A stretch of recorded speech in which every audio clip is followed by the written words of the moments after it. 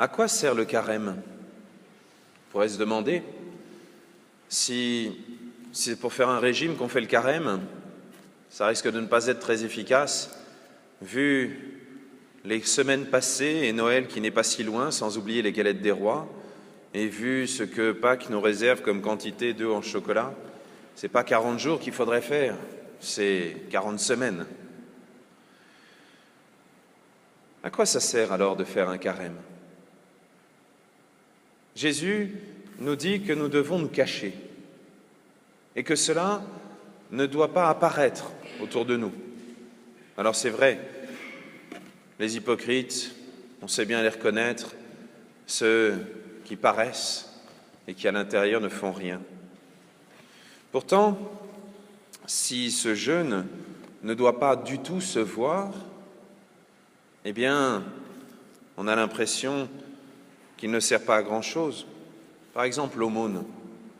Si on fait l'aumône mais que ça ne change rien au monde tel qu'on le voit,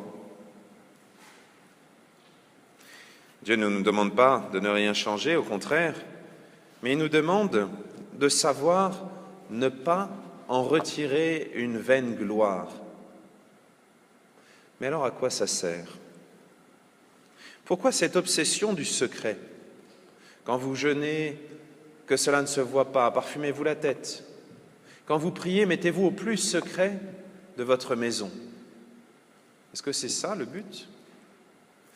Si c'est simplement pour lutter contre l'hypocrisie, Jésus aurait pu nous le dire directement. Mais pourquoi cette obsession du secret? À chaque fois, Jésus ajoute « Car ton Père qui est là voit ce que tu fais dans le secret et il te le rendra. » Ça aussi, ça peut paraître intéressé. On peut avoir l'impression qu'on est en train de jeûner pour emmagasiner des points, comme ça, quand on sera là-haut, on aura un festin de première, de deuxième ou de troisième catégorie, avec plus ou moins d'étoiles au guide Michelin du paradis. Je ne sais pas s'il existe les guides Michelin du paradis, mais je ne pense pas que Dieu nous offre un paradis en fonction de ce que nous aurons réussi à jeûner. Même si, c'est vrai, ce que nous faisons pendant ce carême a un lien direct avec le paradis ou son absence. Quand Jésus nous dit de rester dans le secret, ce n'est pas pour se cacher des hommes avant tout, mais c'est d'abord pour trouver Dieu qui est là dans le secret.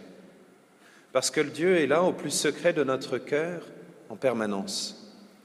Et lorsque nous éteignons le bruit de la vaine gloire autour de nous, nous pouvons plus facilement entendre Dieu qui est là dans le secret.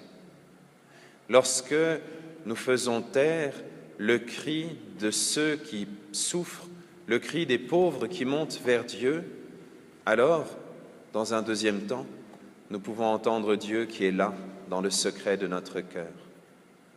Lorsque nous nous retirons des apparences, lorsque nous nous retirons du bruit du monde pour arriver au plus secret de notre maison, c'est plus facile d'arriver au plus secret de notre cœur pour trouver Dieu qui est là. Pourtant, le carême n'est pas simplement un moment où nous nous retirons de tout, mais au contraire, il est le moment où nous apportons Dieu dans le monde, parce que nous ne sortons pas du monde.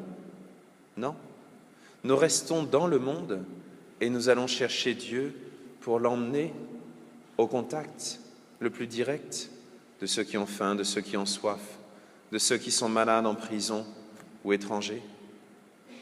Pendant cette année de la miséricorde, nous savons où et comment nous allons porter Dieu. Mais la question, c'est d'abord de savoir l'accueillir nous-mêmes. Nous pouvons donc demander, pendant ce temps du carême qui commence, un cadeau particulier à Dieu, de savoir reconnaître que nous sommes comme des ostensoirs, comme des tabernacles. Vous savez, cette petite maison qui se trouve là-bas, à l'autel du Saint-Sacrement. Cette petite maison dans laquelle se trouve le bon Dieu. Nous sommes chacun de nous, même si on n'a pas encore fait notre première communion, nous sommes chacun de nous des tabernacles depuis le jour de notre baptême. Et nous portons Dieu dans le monde. Et nous le donnons. Oui, nous pouvons demander ça comme cadeau spécial à Dieu.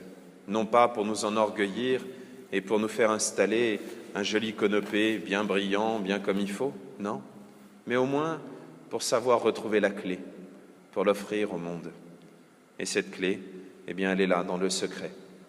Alors que Dieu nous aide à commencer ce temps du carême en ouvrant la porte de notre cœur pour le trouver, lui qui est là, dans le secret, pour l'offrir au monde, pour accueillir ensemble cette joie infinie de Pâques. Amen.